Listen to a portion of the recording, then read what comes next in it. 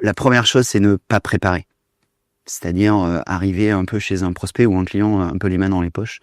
Pas trop avoir préparé qui j'ai en face de moi, l'entreprise, son secteur d'activité, la taille de cette entreprise, son organisation. Ne pas avoir préparé, c'est tout de suite, pour moi, c'est tout de suite manquer de crédibilité face à l'interlocuteur. Donc ça c'est le premier écueil. La deuxième chose, c'est on a une certaine tendance à ne pas poser suffisamment de questions et à ne pas poser les bonnes questions.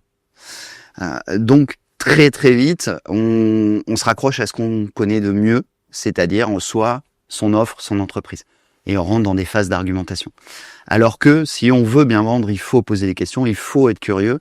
Et on en revient aussi à la préparation, il faut avoir préparé un certain nombre de sujets sur lesquels je vais challenger mon interlocuteur et sur lesquels j'ai besoin de collecter de l'information. Donc, éviter de ne pas poser beaucoup de questions, éviter de ne pas être curieux. En tout cas, il faut éviter cet écueil.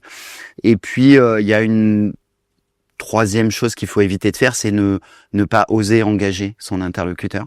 Se laisser un peu porter dans la vente, être un peu ok, je vous envoie un mail, on se rappelle, ou pas. Et en fait, on subit le cycle de vente. Et du coup, on est à la merci de l'agenda de l'interlocuteur. Donc ça aussi, c'est quelque chose qu'il faut éviter.